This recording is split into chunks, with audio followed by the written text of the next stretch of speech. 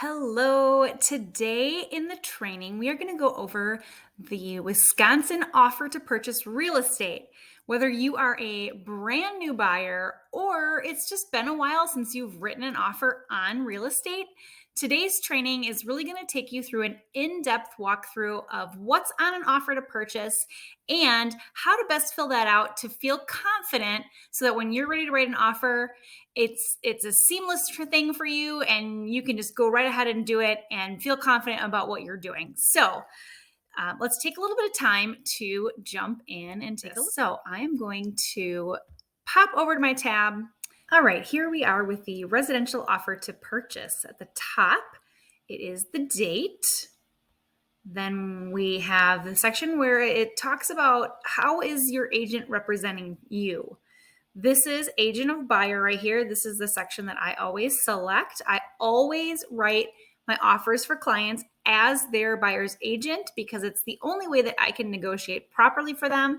And we're actually going to discuss this at length in the next video. So these two here will be crossed out. Then it's all personal information here. It's the buyer's name, street address, city, county, etc. Then we have the purchase price. We enter in how much our offer to purchase is here. And then the inclusions and exclusions in that purchase price. So typical things that are included are going to be things like appliances, washer dryer, maybe a swing set, a pool, a workbench, some things that are maybe personal property that are not fixed to the property, but the seller wants them to stay. Now, all these things can be negotiated. So if the seller says they don't want to include the washer and dryer, but you really want the washer and dryer, you can always try to see if that will fly by putting it in the offer. The section down here is the not included. So these are things that the seller is not including, especially if they're fixtures. So let's say they have a dining room light fixture that they absolutely love. Well, they're going to exclude that here, meaning they're going to either take it down completely or maybe they'll replace it with something different, etc. So if in the listing on MLS, they specify something that is not included, this is where you're going to want to honor those requests. Again, everything's negotiable and you can always do whatever floats your boat here, but that's where this all goes. Now, do note that some things need to be excluded here, especially if they're rentals. So things like a water softener that is fixed, it's fixed to the property, but it's rented, needs to be disclosed here so that the buyer doesn't think that they're having it included when really it's a cost that they're going to have to pay for. All right, here is binding acceptance. What that means is this is the date and time that this offer is valid for the seller to accept it as is with no changes. So this can be just a date, meaning it's valid through the evening, through midnight, or it can say 6 p.m. or whatever time you want to specify. The acceptance now, if this binding acceptance time passes, this is not cause for immediate concern. All that means that this offer is no longer valid and you would need to move forward with a counter offer or a new offer if this one is not accepted. The counter offer will have to specify any changes. So if the seller doesn't like your offer but wants to change a few things, they will do that in a counter offer that can then have different binding acceptance time. Closing date on or before a specific closing date at a place selected by the seller. If you don't want to have the seller tell you where to close, then you can also put it in the notes at the end of the offer that you would like the buyer to determine the closing location. This doesn't come up a lot. Typically, the buyer's lender is going to specify where they want to close. And sellers are generally okay with it because many times they can pre-close wherever they like. Although it has come up a few times in my career where a seller was very adamant they wanted to close at a certain place. And if you don't have it listed that the buyer gets to choose, well, then you just have to go along with what the seller wants because that's what's in the offer here. Next page talks about earnest money. Earnest money is the amount of money that you will put down as consideration for your offer. This amount of money is generally 1 to 3%, but it is considered part of your down payment, or it is part of your down payment on the closing statement. There are two ways to put in your earnest money, either with the offer or after the acceptance of the offer. I always write mine to be put in. The earnest money is to be delivered after the accepted offer within up to 5 days. The reason we do that is because if you start sending earnest money in with all of your offers, it gets a little tricky and it's hard for accounting purposes. So we generally just don't do that as an industry in the Milwaukee area. I just don't see it done that way. So you're going to do it after acceptance and within a few number of days. It's going to be held by either the listing firm or generally a title company. Generally, the buyer's agent is not the one holding earnest money. Okay. Now, this earnest money is what is held and can be argued over sometimes if your contingencies or deadlines are not met in a timely fashion. If you go over a deadline, your earnest money could be at risk. This section here talks a lot about that. So let's say, if you cannot come to closing and negotiations don't result in an accepted offer, et cetera, this talks about the actions they take in order to disperse earnest money. The contingencies, which we talked about in a previous video, are actually going to protect your earnest money. And that is one way that we keep you as the buyer safe. Time is of the essence, meaning basically do everything as fast as possible. Condition report. Wisconsin law does require property owners of 1 to 4 dwellings to complete a condition report. The only people that are excluded from this requirement are people that are appointed by the state as a power of attorney or a trust. It is not just because, let's say, you bought the property as an investment and you've never lived there. That does not qualify you from being exempt from this condition report, just so you know. If it's not included with the offer to purchase, which generally it is, then after accepted offer, we have up to 10 days afterwards to review that. And you actually, as the buyer, are able to back out of the contract if you find something in the condition report that you don't like. Now, that's only after, if you receive it after the accepted offer. If you get it before the accepted offer, anything that's listed on that condition report, you are agreeing to, unless you come back in the offer and say, we would like to further investigate this. So when you get a condition report to sign as part of your offer, please review the condition report for anything marked as a yes, meaning there's an issue with something. And if it's not acceptable, you and your realtor need to discuss how you're going to take next actions on those issues. So this section here is just saying that you did receive it. It's usually dated. If you did not receive one, this is where you would say, was not part of the offer. Okay, we're going to keep going down a little bit. This section here actually talks about lead paint. If the property was built before 1978, you're going to be getting a lead paint disclosure along with your offer, basically stating all of these things. So read through this section just so you understand a little bit about lead paint.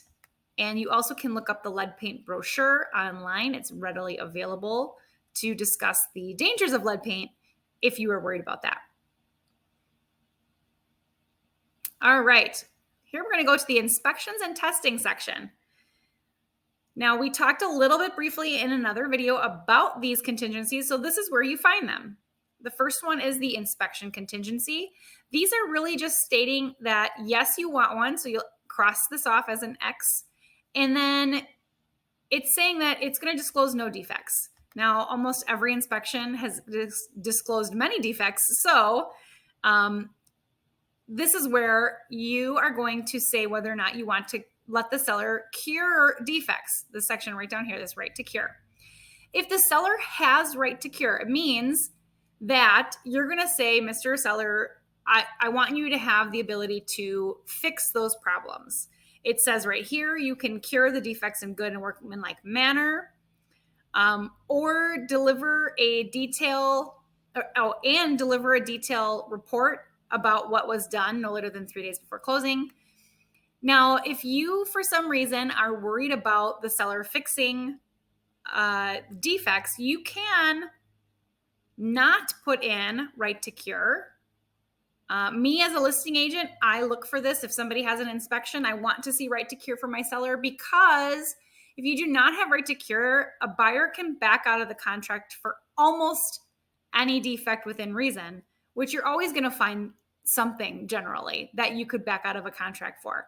So if the buyer is really concerned about certain things, you could do no right to cure, but I don't recommend to my buyers to do that, because it's kind of a red flag for a seller.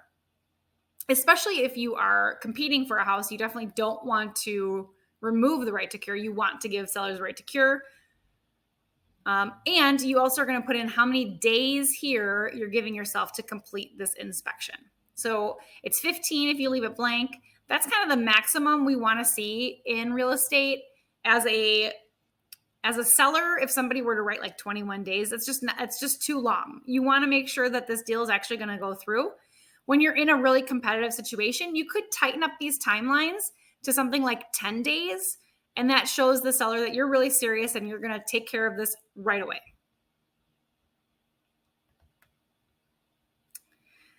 This is the radon test contingency. It's a separate contingency. You need to mark it if you want to test for radon. Radon is a gas that we find in lower levels of buildings, most likely. And it can cause cancer that we know of. And if it's very high, you probably want to have this remedied, especially if you're going to be using a lower level of the property. However, radon is not very expensive to fix. Generally, if radon comes back high, it's going to be anywhere from $1,000 to $1,500 to fix this problem by installing a sump crock that's got a lid and a vacuum system and a fan, and it pulls the gas out to the outside. That's how you fix this. So a lot of buyers, to be more competitive in the past few years, have not been selecting this radon testing contingency because it's easy to do after the fact and it's not that big of a repair cost. If you're worried about it though, I do recommend putting it in. They can do it. Usually a home inspector will do it as part of their inspection. Again, will you give the seller a right to cure radon or not? I always recommend giving right to cure. Some people might say, don't give right to cure. That way you can back out of the contract. Here is the financing commitment contingency. You would mark this if you're getting a loan, and it specifies what kind of loan, how many days you're going to take to get this financing, how much you're going to finance, and then what are the terms? Is it a 30-year with a 30-year amortization? Is it 15-year, et cetera, et cetera? You're also going to mention here if it's a fixed rate and how much your interest rate's going to be. This is saying that it's the minimum amount you are going to qualify for and still purchase the property. So let's say for fixed rate financing, if the rates today are 6%, maybe you want to say that you will go up to 6.5%. So you're going to say that I'm going to still buy the property as long as the rates don't exceed this amount. So generally we want to see, a quarter to a point over what you are currently at for rates. Not saying that they're going to go up, but that if they do, you still can qualify. That's what sellers are going to want to see. Now, as a buyer, if you're on the top end of what you can afford and you can't afford it if the rates go up to 7%, then you just don't put that down there. Like, let's say we're at 6% today. You would say it needs to not exceed 6%. Otherwise, I can't buy this property. So that's what you're going to be looking for in this line here. Down here is if it's seller financed. This is very rare, but it is an option to ask a seller to finance a property, especially if they own the property outright. And then down here is if you are writing without a contingency for financing, that would be a cash offer. You're going to mark this, and you're going to have to show proof of funds. Here's the appraisal contingency. You're going to mark that if your lender is going to require one, which generally they do, unless you have a lot of money down, like 25 or 50% down. They might not, but this is where you would put that. Again, there's an amount of days. Generally, if you're going to close in 30 days, you want your appraisal done by, let's say, 25 days and your financing done by 28 days, something like that. Right to cure, meaning if it does not appraise for the purchase price, are you going to let the seller lower their price? Most often, that's an easy choice right there on giving right to cure for the appraisal. This section here is the closing of buyer's property contingency, otherwise known as the home sale contingency. If you currently have a home to sell before you can buy, this is where you would need to mark that. We can talk about this in much further detail because it does get a little tricky with this whole bump clause and all that. But what I would recommend is that if you are planning on moving up, you're going to sell a property and buy a new property, is to talk with your lender about options, not having to have a home sale contingency. I have lender friends that have told me they've got programs that can help people not have to write a home sale contingency. So first talk to your lender, then talk with your buyer about whether or not this needs to be in your offer. Okay. Closing prorations. This is things like taxes. Okay, it is mostly taxes. It's also sometimes water bills, garbage collection, if that's part of a separate bill or taxes. That's all this stuff. So I almost always select the top one, which is using the net taxes from the preceding year, because a lot of times you don't get the current tax bill till December of the current year. So you're not even going to know what it is. So this is the most common practice, is to say, okay, we're going to prorate it based on last year's taxes. However, I have a couple times had people that said, absolutely not. I want to know exactly what the current, let's see, this is, oh no, here. Buyer and seller agreed to re-prorate real estate taxes the day prior to closing based on the taxes of the actual tax bill of the closing year. So they each owe the actual prorated share. This is kind of difficult to do because you have to track the seller down and they have to be willing to actually pay you the difference. So we don't typically see any of these other options, just really this top option. Title evidence. We are going to talk a little bit more about this in detail in another video, but title is basically the title company looks at who owns the property. They're going to want to know if Mr. and Mrs. Seller are really who they say they are, and if they don't have a brother, sister, mother, son, cousin, friend that also has interest in the property. So think of the title company kind of as your own personal private detective. They're going to look up the history of the property and make sure that everyone who has a claim in the property is selling the property correctly. So that's what they do here. And then they give you a policy, kind of like an insurance policy, saying that we've done our work.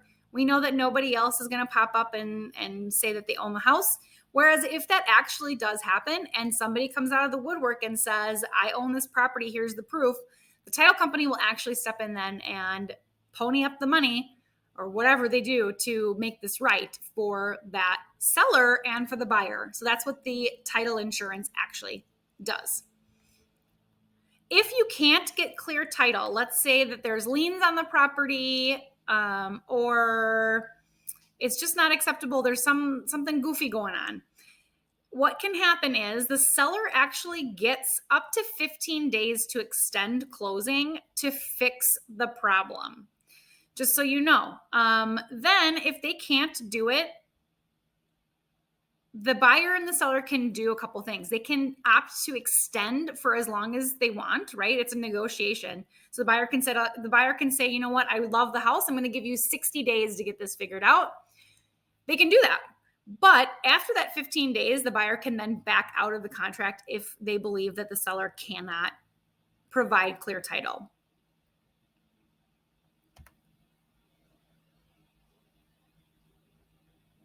Okay, so this section is about leased property. If for some reason you're buying a rental, this is where that information would go. It talks about leases and security deposits and rents being prorated right here. There are some definitions. You could read through those. Okay, let's see. Here we go. I like this one. I like to walk through these. This is the property damage between acceptance and closing.